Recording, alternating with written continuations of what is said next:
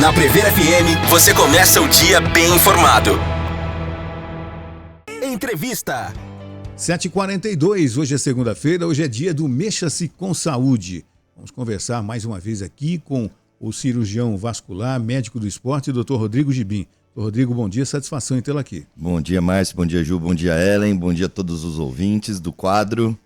E vamos para mais um ponto de discussão aí, também bastante relevante. Prática de exercícios pode melhorar a nossa imunidade, doutor?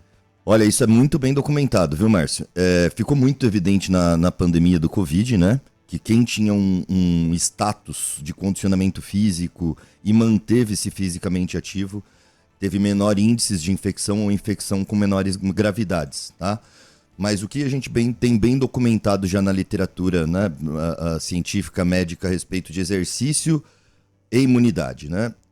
O exercício, mesmo que agudamente, ele é capaz de estimular o que a gente chama de imunidade inata, que é basicamente nossa imunidade celular, os nossos glóbulos brancos, né? Nas mais diversas facetas que esses glóbulos brancos podem ter, né? As subdivisões lá que a gente vê no hemograma, né? Os leucócitos, os monócitos, né? As células natural killer. Então, essas células de imunidade, elas são nossa primeira defesa a uma infecção bacteriana ou viral logo de cara, né? Então, agudamente o exercício pode fazer essa melhora dessa questão celular, né? Como eu reforcei algumas vezes, hoje a gente está vivendo um momento médico, né, a respeito da musculatura, do manter-se condicionado fisicamente, manter-se com massa livre de gordura, com massa muscular em níveis bons, né? Porque a gente é capaz na nossa musculatura de secretar substâncias que a gente chama de miocinas ou exercinas, com essa relação com o exercício físico, que elas também têm a capacidade de atuar em órgãos-alvo, por exemplo, a medula óssea, por exemplo, na síntese das imunoglobulinas, né, que já é uma imunidade mais elaborada, mas depois da exposição de uma fração proteica lá de um vírus, de uma vacina, eventualmente. Tá? Então existe essa relação direta, mesmo com o exercício agudo, que é aquele momento, aquela sessão do exercício físico, já com uma melhora imunológica, mas obviamente com a questão do treinamento, a repetição da exposição ao exercício físico, isso fica muito mais pronunciado, muito mais exuberante, né? Então existe essa relação de proteção, sim. Aí uma ressalva, né? O exercício em moderada intensidade. Tá? E aí é importante porque provavelmente não vou antecipar, porque provavelmente vocês vão perguntar, mas o exercício em moderada quantidade, em moderada intensidade, desculpa, ele tem esse papel de melhorar o sistema imune. Então vou perguntar. Alta intensidade de exercício pode fazer mal para a imunidade? Não vamos dizer assim fazer mal, mas digamos que ela cria um abalo, tá? Uma instabilidade do nosso sistema imune. Tá? Então é muito comum a gente ver, por exemplo, principalmente agudamente, né? A alta intensidade, a alta exposição aguda ao exercício. Por exemplo, uma meia maratona, uma prova mais longa, por mais condicionada que seja a pessoa, ela pode ter um momento de vulnerabilidade em que ela tenha, por exemplo, uma infecção urinária, uma infecção de via aérea superior, tipo um resfriado, por exemplo, uma infecção gastrointestinal, uma gastroenterite, né, uma virose gastrointestinal. Então, isso pode acontecer. É uma situação que a gente chama, é uma teoria, né, do inglês que é open window, né? Então, como se fosse a janela aberta para oportunismos, né? Para oportunismos virais, por exemplo. Então, esse exercício de alta intensidade agudamente, ele pode comprometer, sim, indiretamente por essa janela de oportunidade, por uma instabilidade do sistema imunológico. Tá? Óbvio que quanto maior o nível de condicionamento da pessoa, menos repercussão isso terá. Né? E outra situação também importante, quanto melhor o nível nutricional dessa pessoa, menor impacto, né? Então, é sempre esse binômio, né? As coisas andam junto. Volume de exercício físico e quantificação nutricional. Se é uma pessoa que vem com privação de algum macronutriente ou uma deficiência crônica de vitaminas, de micronutrientes, isso pode, obviamente, ser prejudicado, né? Uma questão que a gente considera cada vez mais hoje como modulador do nosso sistema imunológico é a nossa microbiota intestinal. São as bactérias que estão lá no nosso intestino processando e elas são ali nossas amigas, digamos assim, né? E existem processos, por exemplo, o excesso de ou sedentarismo, ou excesso de alimentação de multiprocessados, né? Que não são alimentos naturais e tal. Isso pode gerar um desbalanço dessas bactérias intestinais. E aí tem um predomínio de bactérias não tão amigas, né? Tem algumas bactérias meio combativas. É um processo que a gente chama de desbiose intestinal, que acaba ajudando a não absorver alguns nutrientes. E isso pode também contribuir a um abalo imunológico. Entendi. E a suplementação de vitaminas, por exemplo, é recomendado para melhorar a imunidade? Na real, não, Ju. A gente não tem pauta nenhuma para isso, tá? Vitamina C com zinco, tal. É muito difícil uma pessoa que tem uma alimentação balanceada e saudável ter déficits vitamínicos, tá? Dessas vitaminas que teriam um papel maior na imunidade. A quantificável com base mais científica seria a vitamina D. Aí a vitamina D a gente entra em questões de pele, exposição solar e tal, mas a gente consegue quantificar isso em exame. Então, isso que se promove de uma suplementação desenfreada. Toma vitamina C com zinco, toma vitamina C com arginina, toma vitamina D e tal. Mecanicisticamente, quer dizer, existem processos lá da fisiologia, da fisiopatologia, que subsidiam isso, tá? Mas, clinicamente, isso não tem nenhuma base de respaldo que substitua uma alimentação saudável, uma alimentação balanceada, com fontes de antioxidantes naturais, né? Então, salada, frutas, enfim, né? Diversidades de fontes alimentares, de produtos naturais, não multiprocessados, que já ofertariam para a gente essa quantidade necessária de vitaminas para garantir nossa imunidade. Doutor Rodrigo, tem percebido que a prática de exercícios físicos, a alimentação adequada, as pessoas têm acordado para isso, que elas melhoram a sua imunidade, que elas vão ter uma vida mais saudável tendo essas práticas? Você percebe que o número de pessoas tem aumentado nesse sentido? É muito relativo, Márcio, porque ainda a gente tá, como a gente sempre fala, né? Aquela política do tá pago, da estética. Tá. Então isso é muito entremeado, tá? É muito disfarçado. E aí o mal profissional surfa de braçada nisso daí, né? Então a gente, que é o que eu costumo chamar de artificialização do processo, né? Uhum. Então, na verdade, isso digamos assim, revestido ou travestido, sei lá como a gente pode definir isso, né? Que existe sim esse apelo, né? pela melhor qualidade de vida, pela longevidade, por isso, por aquilo, mas as pessoas não querem fazer uma alimentação saudável, elas querem tomar vitamina, elas querem tomar o suplemento alimentar, entende? Elas não querem emagrecer, elas querem ser emagrecidas. Né? Então ela quer a facilidade, ela não quer a realidade. Então o que a gente fala sempre em relação ao exercício físico e os bons hábitos alimentares?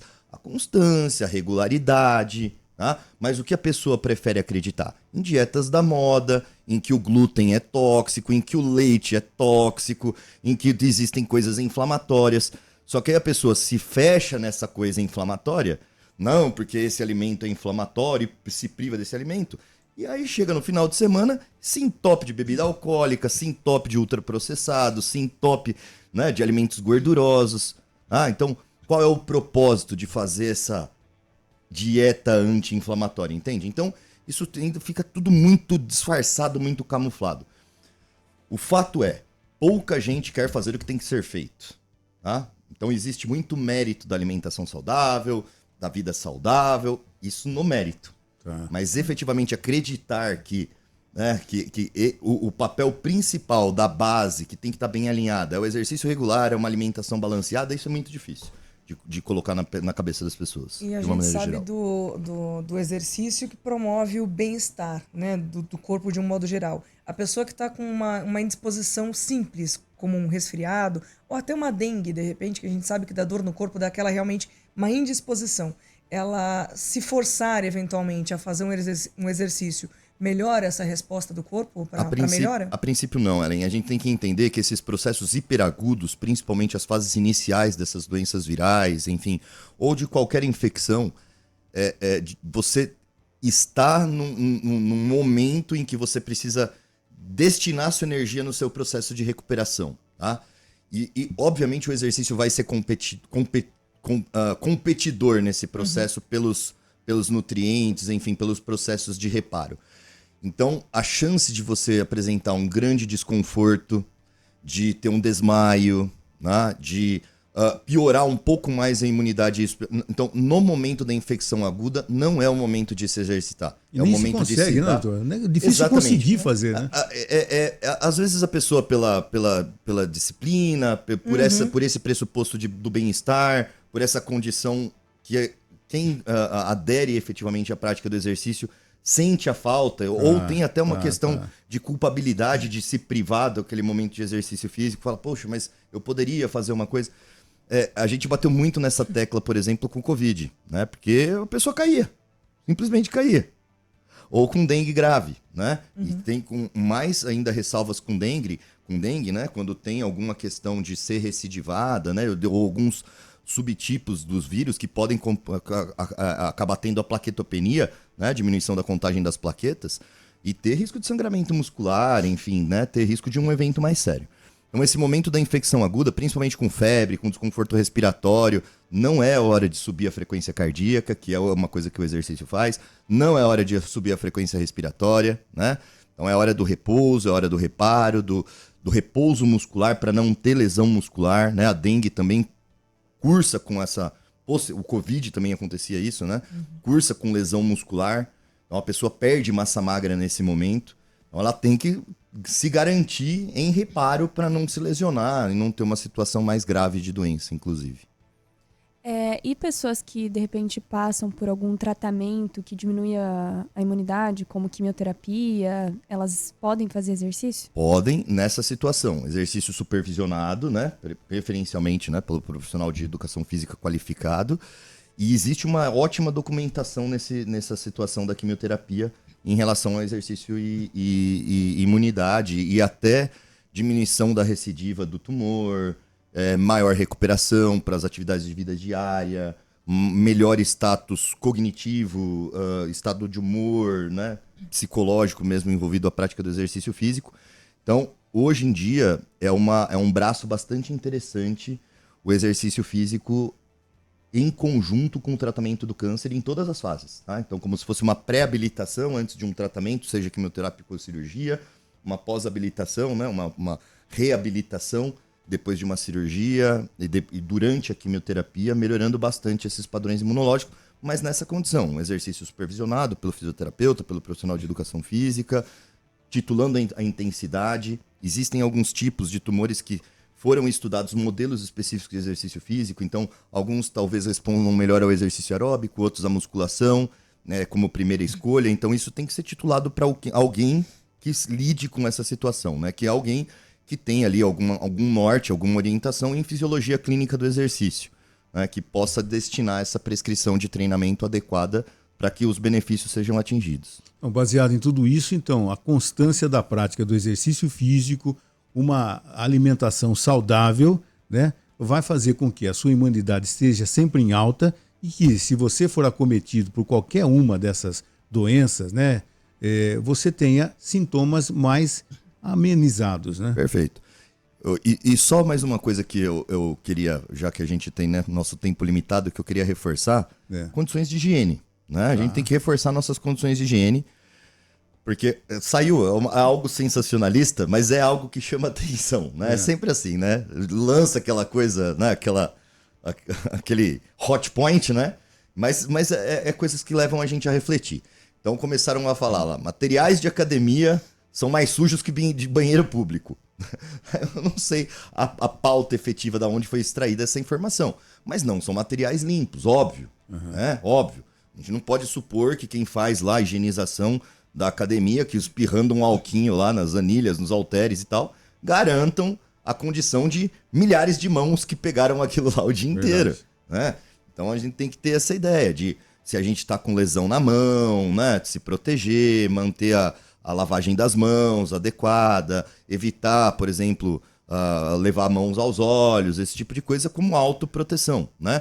Teve um caso um tempo atrás também de uma infecção grave na perna, uma erisipela, né? Uma celulite, uma erisipela, num lutador de UFC, que é a mesma condição, né?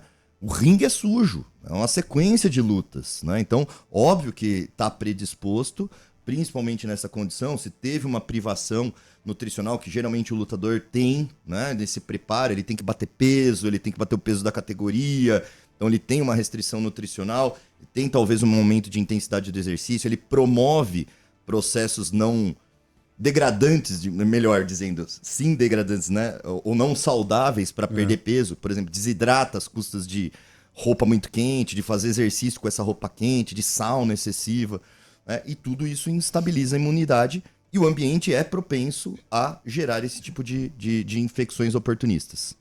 Doutor Rodrigo, mais uma vez, muito obrigado. A gente vai conversar se no carnaval a gente vai ter a participação. De repente o doutor Rodrigo vai pular o carnaval até não sei que horas, né? Mas muito obrigado mais uma vez pela presença, viu? Eu que agradeço e agradeço também a todos os ouvintes aí pela presença em discutir com a gente mais um ponto interessante aí em exercício físico e saúde de uma maneira geral. Você ouviu Primeiro Jornal Previr FM.